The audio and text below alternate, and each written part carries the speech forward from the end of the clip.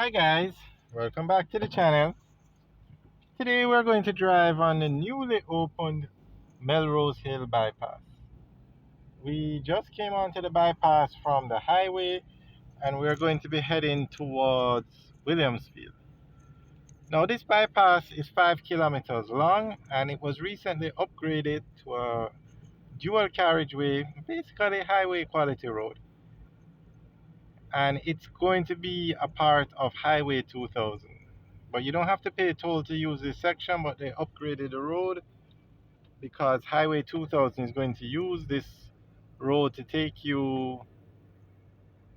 Basically, the highway incorporates the Melrose Hill Bypass, but it's free to use, it's not a toll road. So let's see what's going on out here now. Like a truck broke down and other trucks have stopped to assist.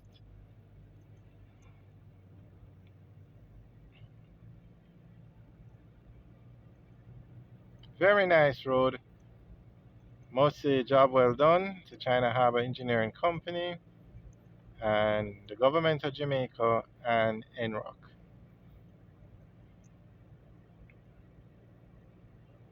Now, if you can remember what the bypass was before, it was nowhere close to a road of this quality.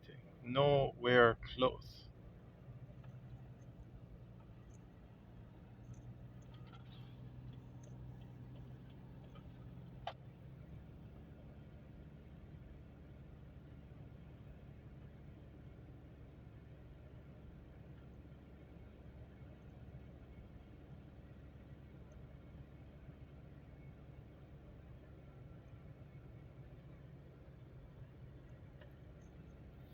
On the right now is a yam park, and the vendors have said since the road opened back up, they have seen an increase in traffic, meaning more customers. Now, on the left, where you see that concrete, they have actually built an underpass.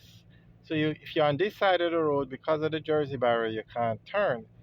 So they're going to put a parking lot over there on the left, and you can use the underpass to walk under the road and go on the other side. However, they have indicated that a lot of persons are not using the underpass for various reasons, but the traffic coming down the hill, basically from Williamsfield to Porus, which is the traffic on the other side, they are stopping and using the Yam Park.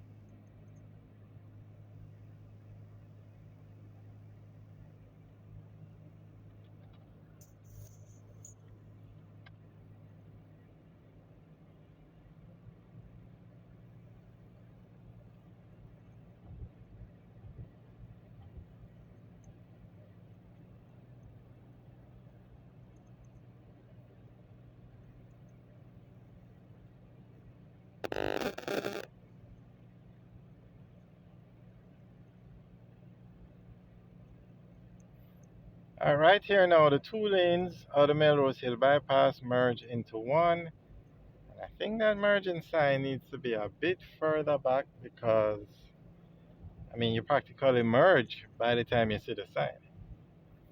So right here now, we're heading into Williamsfield. So this is where what do you say, the upgraded bypass or the nice road ends, and we go back to the original road as we approach the Williamsfield roundabout. Now, I would like to ask a question. How hard would it have been to take the new road all the way up to the roundabout or even to this tunnel? Fine, you can't move the tunnel, space constraint, but bring it up to the tunnel as two lanes, merge it into one, and then just pave the road here, single lane up to the roundabout. I mean, How hard would that have been?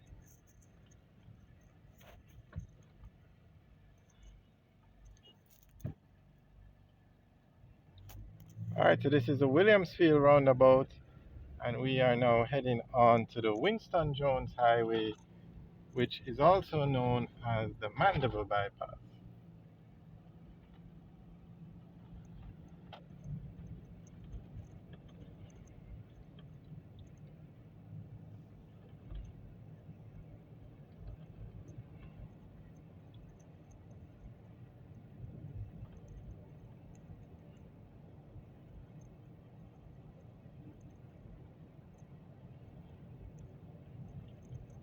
Now, the highway is going to go from Williamsfield to, wow.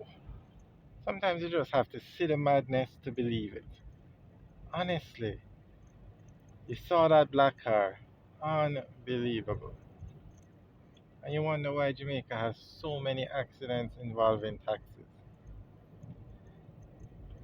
Now, the next section of the highway is going to go from Williamsfield to Hodges in St. Elizabeth. So we'll keep you guys updated. Now, one of the questions that people want to know is, will this road be part of the new highway, or will they build a new road to bypass this road? I think they should just fix this road, make it into 4 lanes like what they did with the Melrose Hill Bypass, and make it free. Don't make it be a part of the toll road like what they did with the Melrose Hill Bypass. But when we find out more about the new highway section, we will let you know.